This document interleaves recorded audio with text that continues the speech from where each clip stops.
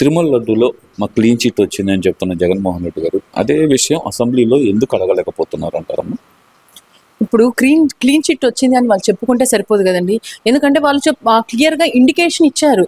అసలు నెయ్యిలో కల్తీ కాదు, అసలు దాంట్లో నెయ్యే లేదు, ముట్టి కెమికల్సే తప్ప నెయ్యే లేదు అని చెప్పేసేసి క్లియర్గా ఇస్తున్నా కూడా అదంతా వదిలేసేసి క్లీన్ చిట్ ఇచ్చింది అని చెప్పేసేసి చెప్పుకుంటూ అదే అసెంబ్లీలో వచ్చి మాట్లాడారు అనుకోండి, ఇవన్నీ కూడా డాక్యుమెంటెడ్ ప్రూఫ్స్తో వాళ్ళు మనిషిని ముందే నుంచోబెట్టి మాట్లాడతారు. అప్పుడు మాట్లాడాలంటే ఈయనకి స్క్రిప్ట్ వెంటనే అందించే వాళ్ళు ఎవరు లేరు కాబట్టి అక్కడ మాట్లాడాల్సి వస్తే ఎక్కడ ఏం మాట్లాడితే మళ్ళీ అది ఏ రకంగా బయటకు వస్తుందో అని చెప్పేసి భయపడి 11 నిమిషాల్లోనే వెళ్ళిపోయారు.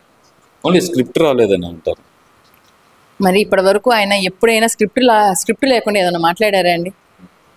చూసింది డైరెక్ట్గా చదవడానికే పాపం ఎన్ని తిప్పలు పడతారో, ఎన్ని తప్పులు చదువుతారో అందరికీ చూసాం.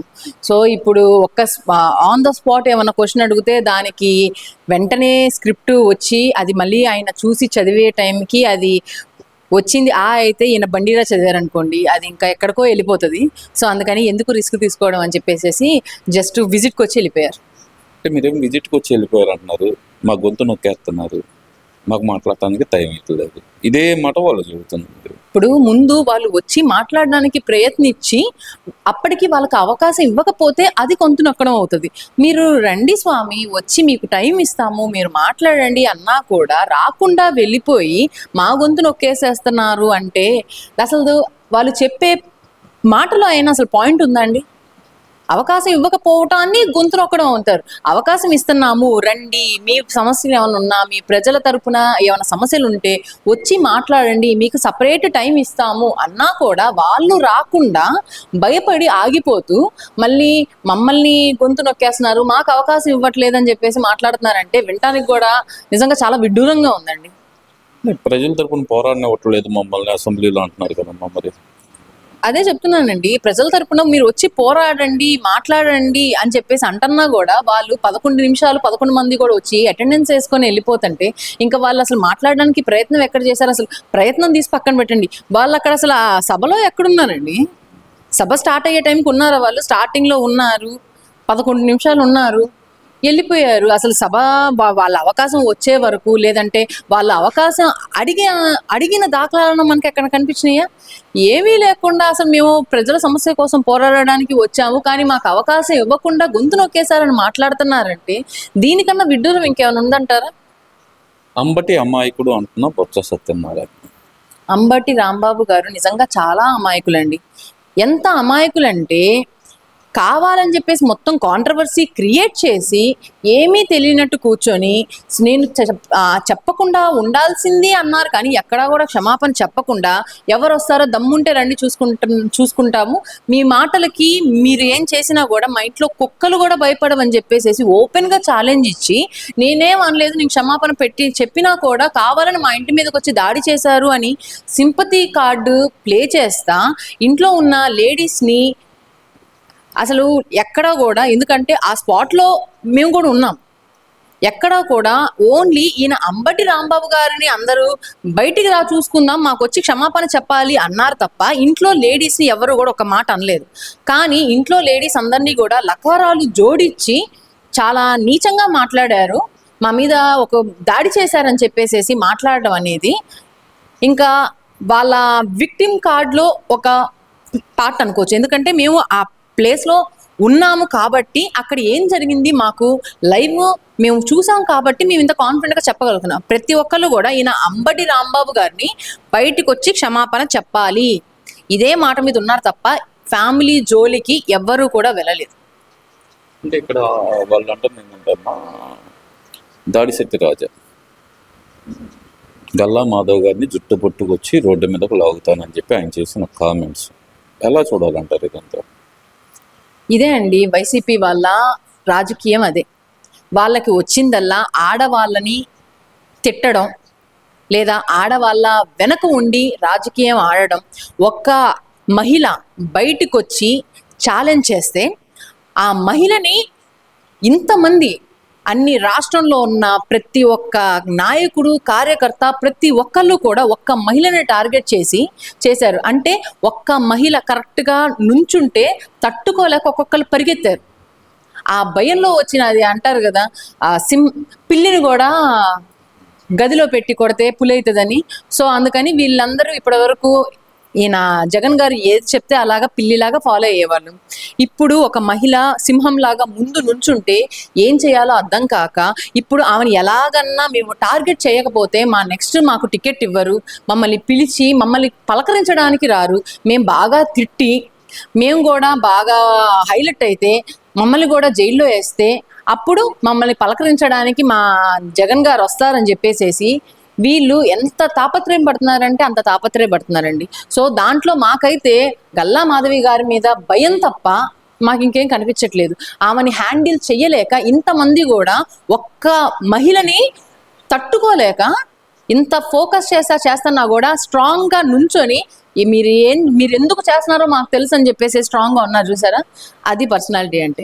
ఇక్కడ రోజా గారు కూడా ఈ మధ్యకాలంలో మాట్లాడుతూ భూమికి ఎంత ఉంటుందామా, ఫస్ట్ టైం ఎమ్మెల్యే అయింది పాప అంటూ విడుదల రజనీ గారు, అంటే ఒక ఎమ్మెల్యేని కాకుండా ఎవరో బయట వ్యక్తిని మాట్లాడుతున్నట్టు వాళ్ళు చేసిన బిహేవియర్ని అసలు ఎలా చూడాలంటారమ్మా?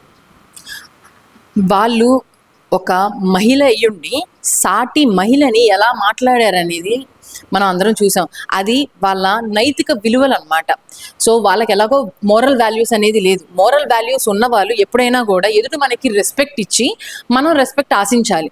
వాళ్ళకి ఆ బేసిక్ రెస్పెక్ట్ కూడా లేదు. వాళ్ళు లేడీస్ అన్న విషయం కూడా మర్చిపోయి ఒక మహిళని ఇలాగ బాడీ షేమింగ్ చేయడం అనేది ఇంకా అసలు. ఇప్పుడు లాస్ట్ టైం మీడియా ముందుకు వచ్చి ఏడ్చారు, అందరూ నన్ను ఇలా అంటున్నారని చెప్పేసేసి. ఇప్పుడు ఎవరైతే ఈ రకంగా నోరు పారేసుకున్నారో రోజా గారు, లాస్ట్ టైం మీడియా ముందుకు వచ్చేసేసి నన్ను బాడీ షేమింగ్ చేశారు, నన్ను నా గురించి అందరు ఇలా అంటున్నారని చెప్పేసి ఏడ్చారు. అంటే ఇక్కడ ఇంకో విషయం అసలు విడుదల రజనీ అయితే కనుక పాప అంటూ సంబోధించడం అసలు ఏంటంటారు అసలు వీళ్ళ బిహేవియర్? సో గంజాయి వనంలో అంతకు ముందు ఏంటంటే తులసి మొక్కలాగా ఉండేది. టీడీపీ నాటిన మొక్క, తెలుగుదేశం పార్టీలో పుట్టిన మొక్క గంజాయి తోటలోకి వెళ్ళేసేసి ఆ గంజాయి చెట్టులాగా మారి, ఆ ఒక చెట్టు పై నుంచి వచ్చే కాయలు ఎలా ఉంటాయండి, అలానే ఉంటాయి కదా. సో అందుకని మినిమం విచక్షణ కూడా కోల్పోయి, తను ఒక మహిళ అన్న విచక్షణ కూడా కోల్పోయి ఒక మహిళని ఈ రకంగా మాట్లాడతా అసలు ఏందండి, పాప ఏందండి అంటున్నారంటే ఇంకా వాళ్ళ గురించి వాళ్ళు మాట్లాడుకుంటున్నారని చెప్పేసి మాకైతే అనిపించింది. తగ్గేది అంటున్నా అంబటి రాంబాబు. ఎవరు తగ్గరండి ఇక్కడ. ఇప్పుడు వాళ్ళు మేము నీచపు రాజకీయాలు చేయడంలో తగ్గేది లేదు అంటే మిమ్మల్ని తగ్గించే వరకు మేము తగ్గేది లేదని ప్రతి ఒక్కళ్ళు కూడా బయటకు వస్తున్నారు. సో ఇదే బిహేవియర్ వాళ్ళు కంటిన్యూ చేసుకుంటే ఇక్కడ నుంచి బయటకు వచ్చే పరిస్థితి కూడా లేదు.